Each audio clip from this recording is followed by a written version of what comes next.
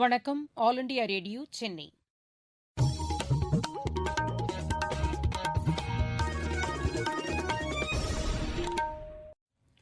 மாநிலச் செய்திகள் வாசிப்பவர் ஷியாமளா. தலைப்புச் செய்திகள்: வங்கக்கடலில் நிலை கொண்டுள்ள காற்றழுத்த தாழ்வு மண்டலம் புயலாக வலுவடைந்து காரைக்கால், மாமல்லபுரம் இடையே நாளை மறுநாள் கரையை கடக்கக்கூடும் என்று வானிலை ஆய்வு மையம் கூறியுள்ளது. இதன் காரணமாக கடலோர மாவட்டங்களில் இன்று முதல் படிப்படியாக மழை அதிகரிக்கும் என்று தெரிவிக்கப்பட்டுள்ளது. இந்த காற்றழுத்த தாழ்வுப் பகுதியின் நகர்வு குறித்து தொடர்ந்து கண்காணிக்கப்பட்டு வருவதாகவும் உரிய முன்னெச்சரிக்கை நடவடிக்கைகள் மேற்கொள்ளப்பட்டிருப்பதாகவும் மாநில அரசு கூறியுள்ளது. மத்திய அரசின் புதிய வேளாண் சட்டங்கள் குறித்து விவசாயிகளிடையே குழப்பத்தை ஏற்படுத்த திமுக முயற்சிப்பதாக பிஜேபி குற்றம் சாட்டியுள்ளது. மருத்துவப் படிப்பு மாணவர் சேர்க்கையில் பொதுப் பிரிவினருக்கான கலந்தாய்வு இன்று தொடங்குகிறது. ISL கால்பந்து போட்டியில் கோவா, பெங்களூரு அணிகளுக்கு இடையே நடைபெற்ற ஆட்டம் டிராவில் முடிவடைந்தது. இனி விரிவான செய்திகள். வங்கக்கடலில் நிலை கொண்டுள்ள காற்றழுத்த தாழ்வுப் பகுதி காற்றழுத்த தாழ்வு மண்டலமாக வலுவடைந்துள்ளது. எமது செய்தியாளரிடம் சற்றுமுன் இதனை தெரிவித்த சென்னை வானிலை ஆய்வு மையத்தின் துணை தலைமை இயக்குநர் திரு பாலச்சந்திரன், இது அடுத்த 24 மணி நேரத்திற்குள் புயலாக வலுப்பெறக்கூடும் என்று கூறினார். தென்மேற்கு வங்கக்கடல் பகுதியில் நிலை கொண்டிருந்த வலுவான காற்றழுத்த தாழ்வு பகுதியானது தற்பொழுது காற்றழுத்த தாழ்வு மண்டலமாக வலுப்பெற்றுள்ளது. இது அடுத்த ஒரு 24 மணி நேரத்தில் தொடர்ந்து புயலாக வலுப்பெறக்கூடும். தமிழகம், புதுச்சேரி கரையை நோக்கி நகர்ந்து இது வரும் 25ஆம் தேதி பிற்பகலில் காரைக்காலுக்கும் மாமல்லபுரத்துக்கும் இடையே கரையை கடக்கக்கூடும் என்று எதிர்பார்க்கப்படுகிறது. இதன் காரணமாக 23ஆம் தேதி கடலோர மாவட்டங்களில் மழை துவங்கி படிப்படியாக அதிகரிக்கக்கூடும். 24, 25 தேதிகளில் கடலோர மாவட்டங்களில் ஒரு சில இடங்களில் மிக கனமழையும், ஓரிரு இடங்களில் அதி கனமழையும் பெய்யக்கூடும். மீனவர்களுக்கான எச்சரிக்கையை பொறுத்தவரையில் மீனவர்கள் 25ஆம் தேதி நவம்பர் வரை கடலுக்குள் செல்ல வேண்டாம் என்று அறிவுறுத்தப்படுகிறார்கள். சென்னை மற்றும் புறநகரை பொறுத்தவரையில் 24, 25 தேதிகளில் கனமழைக்கான வாய்ப்பு உள்ளது. இதற்கிடையே இந்த காற்றழுத்த தாழ்வு மண்டலம் நகரும் திசை தொடர்ந்து கண்காணிக்கப்பட்டு வருவதாகவும் உரிய முன்னெச்சரிக்கை நடவடிக்கைகள் எடுக்கப்பட்டு வருவதாகவும் வருவாய்த்துறை அமைச்சர் திரு உதயகுமார் கூறியுள்ளார். திருநெல்வேலியில் செய்தியாளர்களிடம் பேசுகையில் அவர் இவ்வாறு கூறினார். அதனுடைய நகர்வும் அதனுடைய திசையினுடைய நகர்வையும் உன்னிப்பாக கவனிக்கிறோம். நம்முடைய தமிழக கடற்கரை பகுதி ஒட்டி அது கரையை கடப்பதற்காக நமக்கு வானிலை ஆய்வு மையத்திலிருந்து நமக்கு தகவல் வந்திருக்கிறது. 24 மணி நேரம் கட்டுப்பாட்டு மையம் செயல்பட்டுக் கொண்டிருக்கிறது. இந்த தாழ்வு மண்டலம் வலுப்பெறுகிற போதுதான் அதனுடைய திசையை நாம் 100% நாம் கண்காணிக்க முடியும். 26 வருவாய் மாவட்டங்களிலும் இந்திய ஆட்சி பணியாளர்கள் கண்காணிப்பாளர்கள் மாவட்ட ஆட்சியரோடு அந்தந்த மாவட்ட அமைச்சர்கள் கண்காணிப்பாக இருக்கிறார்கள். நிவாரண முகாம்கள் தயாராக இருக்கிறது. 4133 இடங்கள் வல்னரபிள் லொகேஷன் அது நம்ம கண்டறியப்பட்டிருக்கிறது. அதற்கு மண்டல குழுக்கள் அமைக்கப்பட்டிருக்கிறது. ஆகவே நாங்கள் வேண்டுகோள் வைப்பதெல்லாம் தாழ்வான பகுதியில் இருப்பவர்கள், பாதுகாப்பற்ற பகுதியில் இருப்பவர்கள் உடனடியாக மாவட்ட நிர்வாகத்தின் சார்பில் ஏற்பாடு செய்யப்பட்டிருக்கிற நிவாரண முகாம்களுக்கு அவர்கள் உடனடியாக வர வேண்டும். மழை காலங்களிலே வெளியே செல்வதை தவிர்க்க வேண்டும்.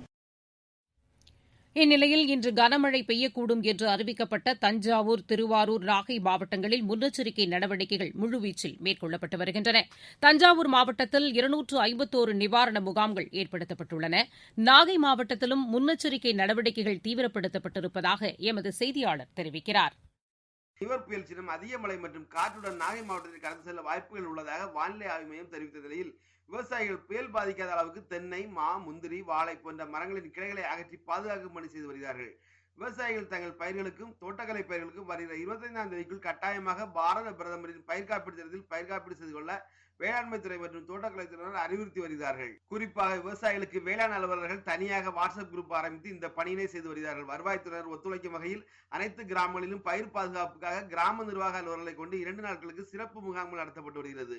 விவசாயிகள் தற்போது தங்கள் கால்நடைகளுக்கு தேவையான வைக்கோல்களை தார்ப்பாய் கொண்டு மூடி வருகிறார்கள். இதுபோல கடும் காற்று வீசக்கூடும் என்பதால் மின்பாதைகளில் உள்ள மரங்கள் வெட்டி அகற்றப்பட்டு வருகிறது. கூரை வீடுகளின் மேல் பகுதியில் தார்ப்பாய்கள் வையும் பணிகள் தீவிரமாக நடைபெற்று வருகிறது.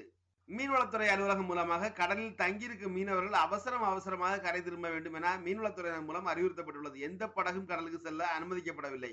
நாகையிலிருந்து செல்வன் ஜபராஜ்.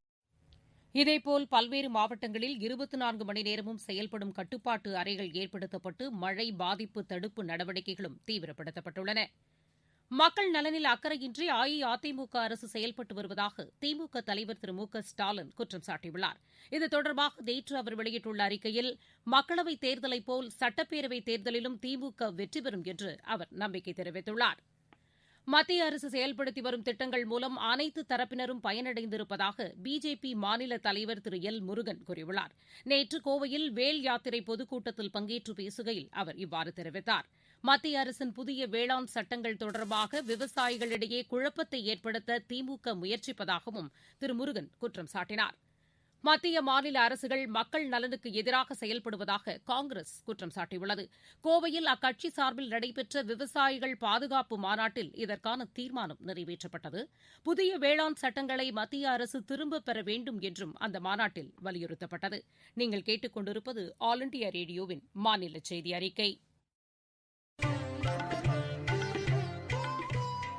கோவிட்-19 எதிரான போரில் நமக்கான 3 கவசங்கள்.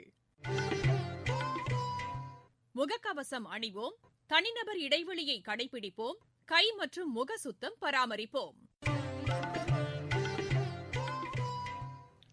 பருவநிலை மாற்றத்தின் சவால்களை எதிர்கொள்வதற்கு ஒருங்கிணைந்த நடவடிக்கைகள் அவசியமாகிறது என்று பிரதமர் திரு நரேந்திர மோடி கூறியுள்ளார். G20 உச்சிமாநாட்டில் காணொலி காட்சி வாயிலாக அவர் உரையாற்றினார். கோவிட்-19க்கு எதிரான நடவடிக்கைகளுக்கு தற்போது முன்னுரிமை அளிக்கப்பட்டுள்ள நிலையில் பருவநிலை மாற்றத்தினால் ஏற்படும் பாதிப்புகளை தடுக்கவும் உரிய நடவடிக்கைகள் மேற்கொள்ளப்பட வேண்டும் என்று அவர் கேட்டுக் கொண்டார். புதுப்பிக்கத்தக்க எரிசக்தியின் பயன்பாட்டை அதிகரிப்பதற்கு தமது அரசு முன்னுரிமை அளித்திருப்பதாகவும் திரு நரேந்திர மோடி தெரிவித்தார். கோவிட்-19க்கான தடுப்பு மருந்து விரைவில் பயன்பாட்டிற்கு வரும் என்று மத்திய சுகாதாரத்துறை அமைச்சர் டாக்டர் ஹர்ஷ்வர்தன் நம்பிக்கை தெரிவித்துள்ளார். சுகாதாரம் மற்றும் மனிதவள மேம்பாட்டிற்கான போஸ்டன் மையத்தின் நிகழ்ச்சியில் காணொலி காட்சி வாயிலாக அவர் உரையாற்றினார். பொதுவாக தடுப்பு மருந்து கண்டுபிடிப்பதற்கு 10 ஆண்டு காலம் பிடிக்கும் என்ற நிலை மாறி தற்போது 10 மாதங்களில் இந்த நோய் தொற்றுக்கான தடுப்பு மருந்து பரிசோதனை நிலையில் உள்ளதாக அவர் தெரிவித்தார்.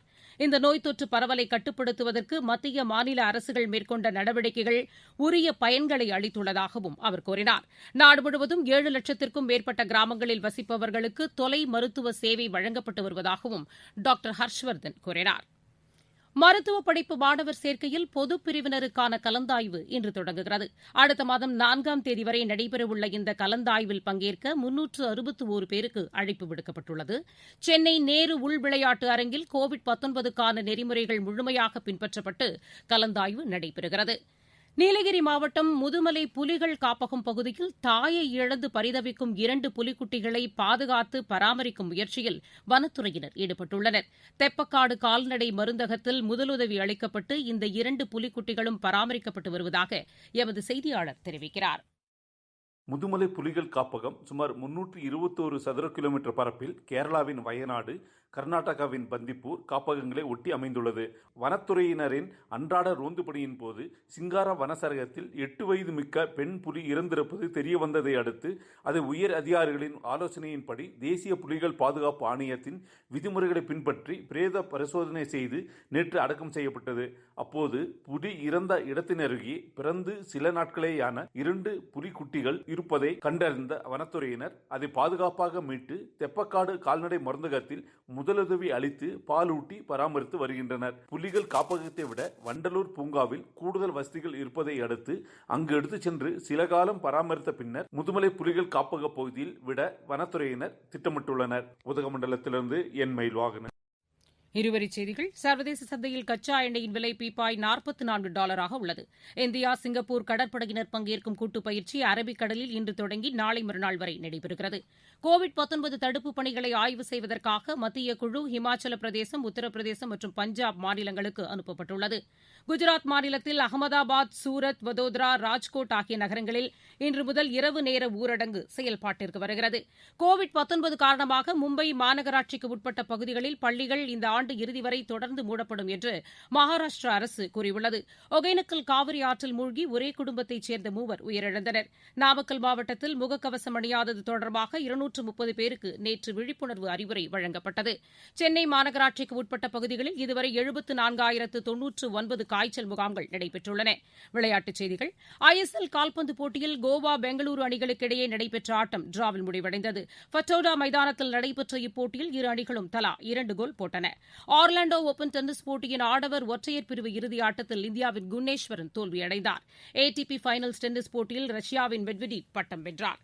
மீண்டும் தலைப்புச் செய்திகள்.